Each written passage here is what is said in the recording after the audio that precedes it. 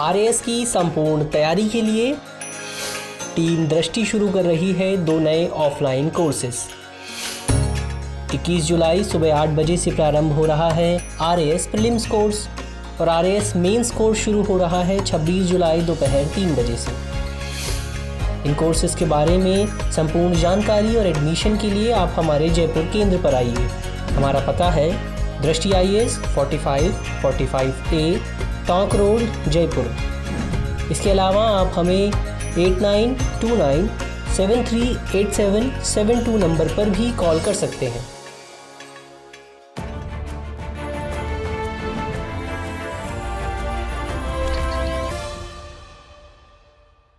Hello दोस्तों, स्वागत है आप सभी का दृष्टि पीसीएस के इस यूट्यूब चैनल में।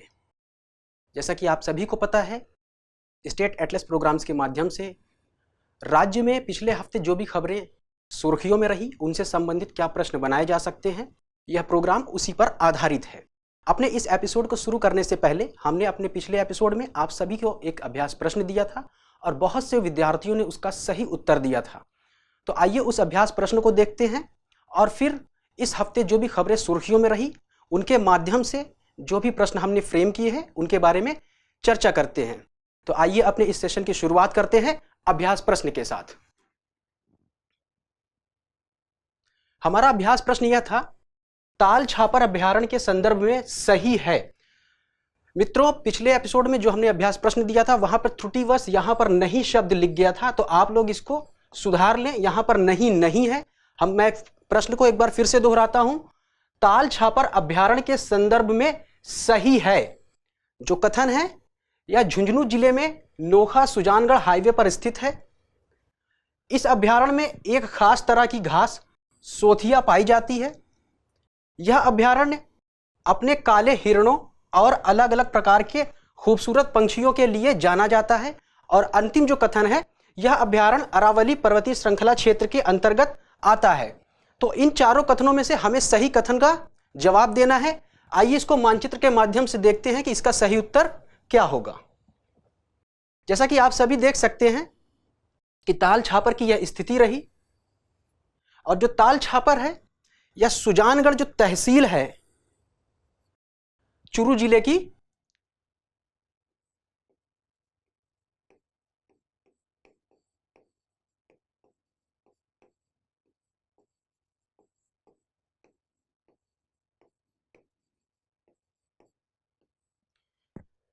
चूरू जिले की तहसील के उत्तर में ताल छापर की स्थिति है। तो जो हमारा यहां पर पहला कथन है, यह झुंझुनू जिले में नोखा सुजानगढ़ हाईवे पर स्थित है, यह गलत हो जाता है। यानी कि झुंझुनू की जगह पर चूरू होगा और नोखा सुजानगढ़ हाईवे यह बिल्कुल सही है। इस अभयारण्य में एक खास तरह की घास सोथिया, तो यहां पर जो घास है सोथिया घास ना होकर के बल्कि मोथिया घास पाई जाती है, जो इस अभयारण्य की सुंदरता में 4 चांद लगा देती है। और यह अभयारण्य अपने काले हिरणों और अलग अलग प्रकार के खूबसूरत पंछियों के लिए जाना जाता है, यह भी बिल्कुल सही है। ताल छापर अभयारण्य में काले हिरण और विभिन्न प्रकार के खूबसूरत पंछियों की संख्या पाई जाती है, और अपने हिरणों की वजह से ही यह ताल छापर अभयारण्य बहुत ही ज्यादा प्रसिद्ध है। यह अभयारण्य अरावली पर्वतीय श्रृंखला क्षेत्र के अंतर्गत आता है। तो यह कथन भी गलत है, क्योंकि यह जो अभयारण्य है अरावली पर्वतीय श्रृंखला क्षेत्र के अंतर्गत ना आकर के बल्कि शेखावटी बेसिन के अंतर्गत आता है। अगर हम राज्य के मानचित्र को देखते हैं तो अरावली की जो स्थिति है ये रही अरावली,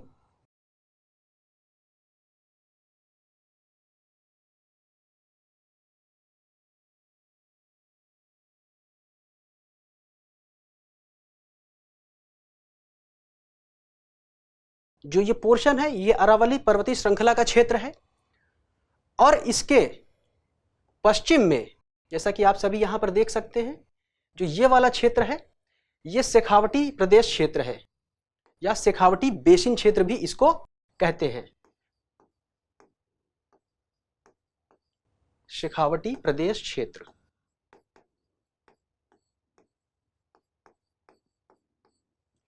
तो जो अंतिम कथन है यह भी गलत हो जाता है। और प्रश्न में पूछा है ताल छापर अभयारण्य के संदर्भ में सही है। तो ये जो सी वाला विकल्प है यह बिल्कुल सही है। तो आइए इस एपिसोड के पहले प्रश्न की शुरुआत करते हैं और उससे संबंधित क्या खबर है इसको देखते हैं। खबर है, डूंगरपुर जिले में मुख्यमंत्री बाल गोपाल योजना के अंतर्गत अब सरकारी स्कूलों में सप्ताह में 2 दिन मिलेगा बच्चों को दूध। मुख्यमंत्री बाल गोपाल योजना की जो घोषणा थी वो राज्य का जब बजट की घोषणा की गई थी तो उसमें इसका जिक्र किया गया था और अब इसके कार्यान्वयन की बात की जा रही है, यानी कि अब बच्चों को स्कूल में 2 दिन सप्ताह में दूध मुहैया कराया जाएगा। तो इससे संबंधित हमारा प्रश्न है, निम्नलिखित कथनों पर विचार करें। भोमट का पठार उदयपुर, डूंगरपुर और जालौर में स्थित है। यह भील जनजाति बाहुल्य क्षेत्र है। अब पूछा गया है उपर्युक्त में से कौन सा या कौन से कथन सही है या सही है। केवल एक, केवल दो, एक और दो, दोनों, उपर्युक्त में से कोई भी नहीं। तो भोमट के पठार की जो स्थिति है इसके मानचित्रों के माध्यम से देखते हैं। तो जो भोमट का पठार है उदयपुर, डूंगरपुर और बांसवाड़ा जिले तक विस्तृत है। जैसा कि यहां पे आप सभी ये हल्का सा उठा हुआ भाग देख सकते हैं। तो यह जो पूरा क्षेत्र है भूमट के पठार वाला ही क्षेत्र है। और इस वाले मैप में अगर हम देखते हैं तो ये जो गोगुंदा है कुछ इसकी शुरुआत उसके पश्चिम साइड से शुरू होती है और दक्षिण की तरफ बढ़ती हुई चली जाती है। तो इसमें जो हमारा प्रश्न में कथन दिया है, यह पठार यानी कि भोमट का पठार उदयपुर, डूंगरपुर और जालौर में ना होकर के बल्कि बांसवाड़ा में स्थित है, यानी कि यह कथन गलत हो गया। और यह जो पठार है यहां पर भील जनजाति बहुल्यता से रहती है। तो यह दूसरा कथन बिल्कुल सही है। तो इसका जो सही उत्तर हो जाएगा यह बी वाला हो जाएगा। आगे बढ़ते हैं अगले सवाल की तरफ। अगला जो प्रश्न है उससे संबंधित जो खबर है वो है 12.5 करोड़ की लागत से चमकेगा चूरू जिले का सुजानगढ़। चूरू जिले में जो सुजानगढ़ तहसील है उसके कायाकल्प की बात की जा रही है। इसके लिए राज्य सरकार ने 12.5 करोड़ रुपए आवंटित किए हैं। तो इससे संबंधित हमारा प्रश्न है, निम्नलिखित में से शेखावटी बेसिन के अंतर्गत आने वाले जिलों का सही समूह है। तो इस शेखावटी बेसिन के अंतर्गत कौन कौन से जिले आते हैं राज्य के, इनको हम मानचित्रों के माध्यम से देखते हैं एक बार। जैसा कि ये राज्य का मानचित्र रहा और जो शेखावटी वाला प्रदेश है या शेखावटी जो एरिया है वो ये वाला एरिया है और इनमें राज्य के जो जिले शामिल हैं उनमें मुख्य रूप से सीकर, झुंझुनू, चूरू और कुछ पोर्शन तक या कुछ हद तक नागौर जिले का क्षेत्र भी शामिल है। ये जो नागौर वाला जो क्षेत्र है ये वाला क्षेत्र भी शेखावटी बेसिन प्रदेश के अंतर्गत शामिल किया जाता है। आइए इन जिलों की एक बार स्थिति देख लेते हैं राज्य के मानचित्र पर। तो ये सीकर रहा, ये झुंझुनू रहा, ये चूरू और ये नागौर। तो ये वाला जो पूरा एरिया है शेखावटी प्रदेश के अंतर्गत शामिल किया जाता है। इसमें जो सही उत्तर हो जाएगा झुंझुनू, सीकर, चूरू और नागौर, ये वाला हमारा सही उत्तर हो जाएगा। आगे बढ़ते हैं अगले प्रश्न की तरफ। अगले प्रश्न से संबंधित जो खबर है वो है, चित्तौड़गढ़ जिले के भदेसर उपखंड में कुएं में गिरे पैंथर को सुरक्षित बाहर निकालकर बस्सी अभ्यारण्य में छोड़ा गया। ये जो बस्सी अभ्यारण्य है ये चित्तौड़गढ़ जिले में स्थित है और यहाँ पर एक पैंथर को अभी छोड़ा गया है जो कुएं में गिर गया था, जिसकी वजह से यह अभ्यारण्य और चित्तौड़गढ़ सुर्खियों में है। इससे संबंधित हमने जो प्रश्न बनाया है वो प्रश्न है, निम्नलिखित युग्मों पर विचार कीजिए।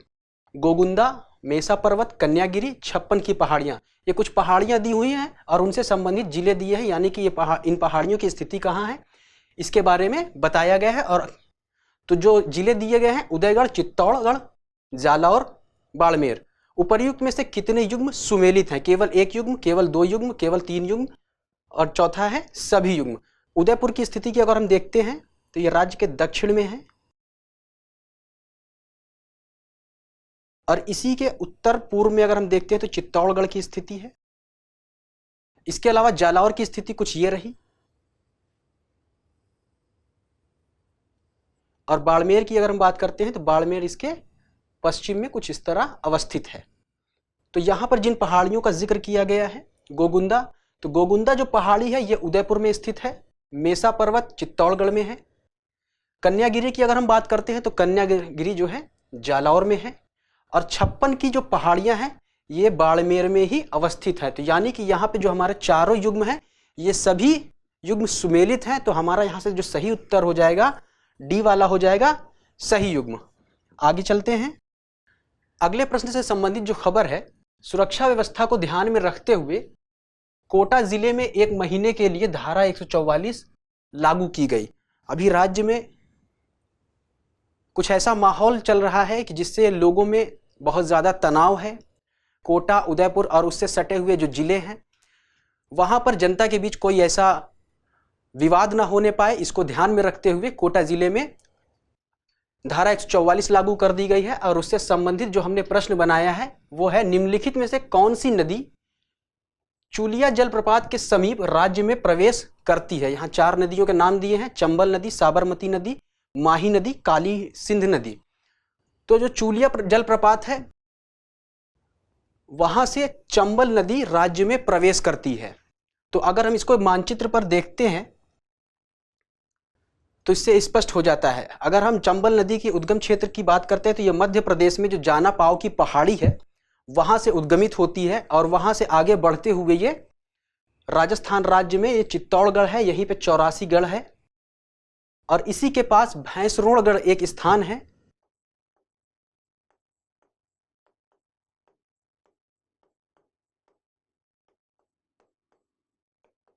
यहीं पर चूलिया जलप्रपात स्थित है। चूलिया जलप्रपात की स्थिति यहां पर है।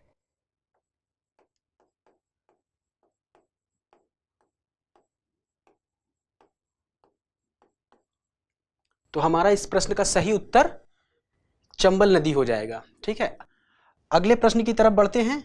अगले प्रश्न से संबंधित खबर है, बाड़मेर जिले में मिशन सुरक्षा चक्र के तहत कुपोषण एवं एनीमिया मुक्त कार्यक्रम में पहली बार एनीमिक लोगों की पहचान की गई। बाड़मेर जिले में ये जो मिशन सुरक्षा चक्र चलाया जा रहा है उसके अंतर्गत जिले में पहली बार ऐसे लोगों की पहचान की गई है जिनमें खून की कमी पाई जाती है। ऐसे लोग जिनमें खून की कमी हो उन्हें एनेमिक पेशेंट कहते हैं। तो इससे संबंधित हमारा प्रश्न है, सूची 1 को सूची 2 से सुमेलित कीजिए तथा नीचे दिए गए कूट का उपयोग करके सही उत्तर चुनिए। एक तरफ झील दिया हुआ है और दूसरी तरफ दिया है स्थान, यानी कि जो झीलें हैं उनके स्थान के बारे में पूछा जा रहा है। सांभर झील के समक्ष दिया हुआ है उदयपुर, ढेबर झील के समक्ष दिया हुआ है जयपुर, पचपदरा झील के समक्ष दिया है कोटा और सावन बहादुर झील के समक्ष दिया हुआ है बाड़मेर। और इन कूटों का प्रयोग करके हमें सही उत्तर चुनना है। तो सबसे पहले देखते हैं कि इन झीलों की स्थिति कहां कहां पर। तो सांभर झील जैसे कि आप सभी को पता है जयपुर में स्थित है। ढेबर झील जिसे हम जयसमंद झील के नाम से भी जानते हैं,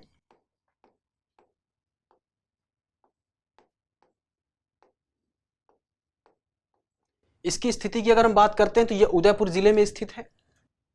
और पचपदरा झील जो है बाड़मेर में और सावन बहादुर झील कोटा में स्थित है। तो इस तरह से जो हमारा उत्तर हो जाएगा ए का दूसरा, तो ये कट गया, ये कट गया। अब बी और डी में से कोई एक होगा। ढेबर झील उदयपुर में, बी का पहला, सी का चौथा, तो सी का चौथा ये। तो यानी हमारा जो सही उत्तर हो जाएगा ये बी वाला हो जाएगा। इन झीलों की स्थिति को एक बार मानचित्र पर देखते हैं। उदयपुर कुछ ये रहा, जयपुर की स्थिति ये रही, यहां पर सांभर झील है।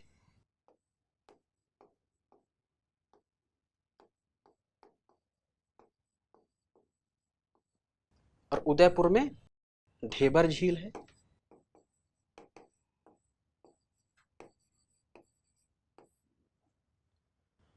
कोटा की स्थिति ये रही और एक दिया था बाड़मेर। कोटा में सावन बहादुर झील है।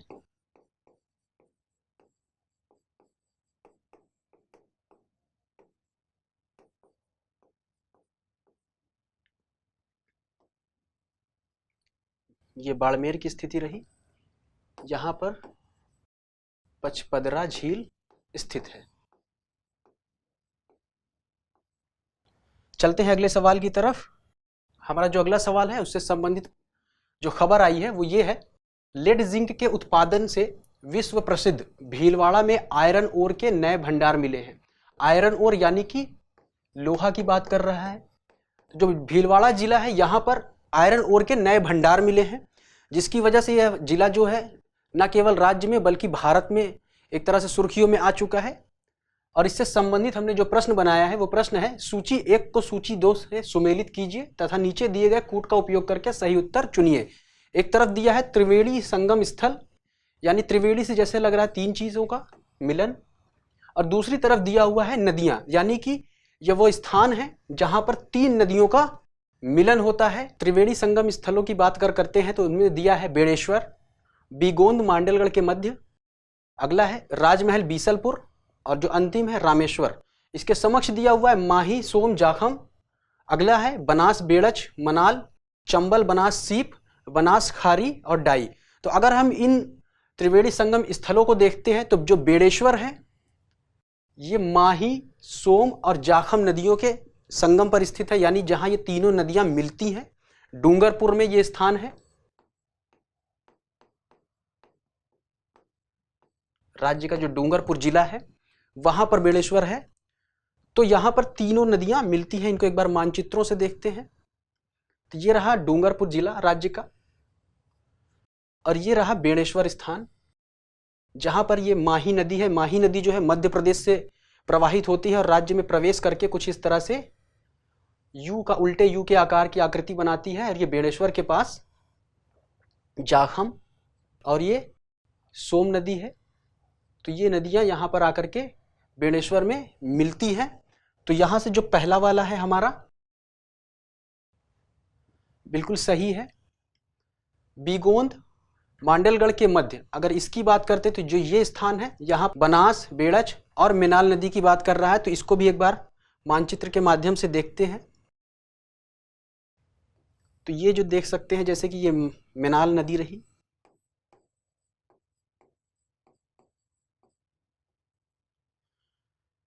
उदयपुर के गोगुंदा नामक स्थान से एक नदी उद्गमित होती है, ये बेड़च है।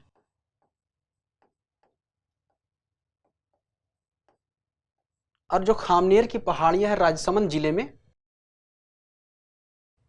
यहां से जो है ये मांडलगढ़ रहा। तो यहां पर मिनाल बेड़च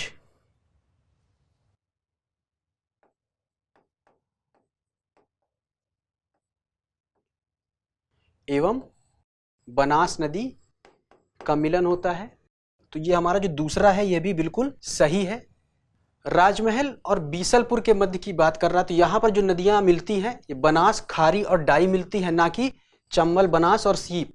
चंबल बनास और सीप जो नदियाँ मिलती हैं वो सवाई माधोपुर में रामेश्वर नामक स्थान पर मिलती है। ये जो रामेश्वर है ये सवाई माधोपुर में है। तो यहाँ से जो हमारा सही उत्तर हो जाएगा, यानी कि ए का पहला, बी का दूसरा, सी का चौथा और डी का तीसरा, तो हमारा ये जो बी वाला है ये सही उत्तर हो जाएगा। एक बार इन दोनों की स्थिति को देख लेते हैं, यानी राजमहल और बीसलपुर की बात करते हैं तो ये अजमेर से डाई नदी निकल रही है, और खारी नदी जो है राजसमंद में बिजराल नामक गांव के आसपास से निकलती है, और ये बनास नदी। तो ये यहाँ पर देवली के पास जो ये स्थान है, यानी कि राजमहल और बीसलपुर, यहाँ पर इनका मिलन होता है बनास खारी और डाई नदियों का।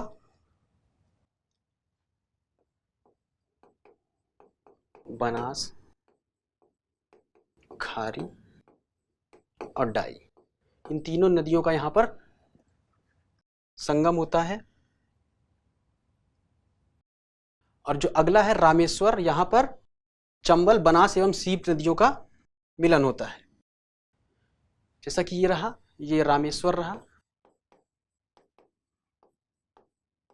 ये चंबल नदी रही, ये बनास नदी रही, और ये जो है सीप नदी रही। बढ़ते हैं अगले सवाल की तरफ।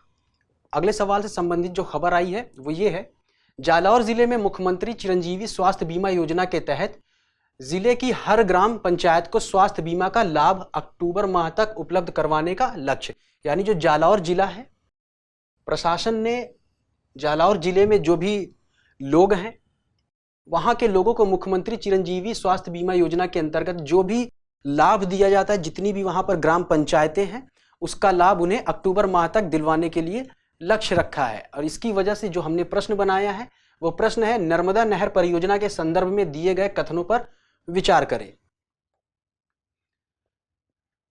यह नहर गुजरात के सरदार सरोवर बांध से निकली है।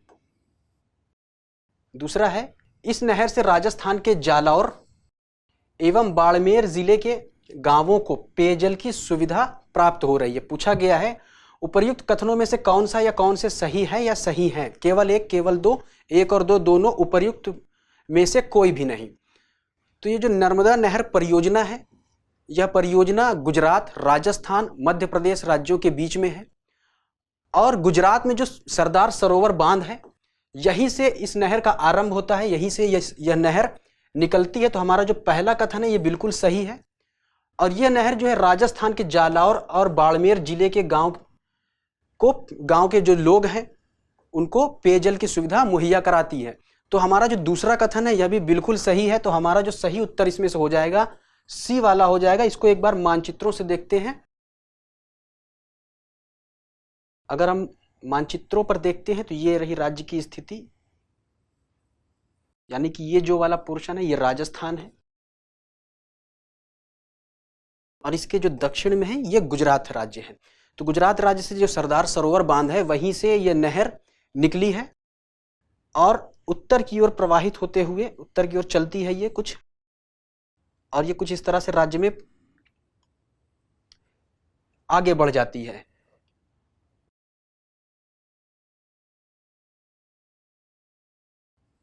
तो ये राज्य का जो जालौर और बाड़मेर जिला है, यहाँ के लोगों को पेयजल की सुविधा उपलब्ध कराती है। तो यहाँ से जो उत्तर है हमारा सी वाला हो जाएगा। आगे बढ़ते हैं। अगली जो खबर है और उससे जो संबंधित प्रश्न है साथियों, यह प्रश्न आप सभी के लिए एक अभ्यास प्रश्न के रूप में है। इसका उत्तर आप सभी को देना है कमेंट बॉक्स में, जिससे कि आप लोगों को यह ज्ञात हो सके कि आपकी तैयारी कितनी हो चुकी है और अभी इसमें आप लोगों को कितनी मेहनत करनी है। तो आइए देखते हैं प्रश्न क्या है और उससे संबंधित खबर क्या है। राजस्थान हाईकोर्ट के एक आदेश ने उदयपुर राजघराने की 60,000 करोड़ की प्रॉपर्टी पर चल रहे विवादों को फिर से सुर्खियों में ला दिया है। इससे संबंधित हमारा जो प्रश्न है, उदय सागर झील में किस नदी का जल प्रयोग में लाया जाता है। उदय सागर झील से संबंधित प्रश्न है और पूछा जा रहा है इस झील में जो पानी आ रहा है वह कहां से आ रहा है। गोमती नदी, सोम नदी, जाखम नदी, आयद नदी। तो साथियों ये जो हमारा एपिसोड रहा, पिछले हफ्ते में जो खबरें रही सुर्खियों में, उनसे संबंधित हमने उस पर प्रश्न बनाए थे। हमें उम्मीद है कि यह सेशन आप सभी को बहुत पसंद आ रहा होगा। मिलते हैं कुछ नई खबरों के साथ, कुछ नए प्रश्नों के साथ अगले एपिसोड में। तब तक शुक्रिया।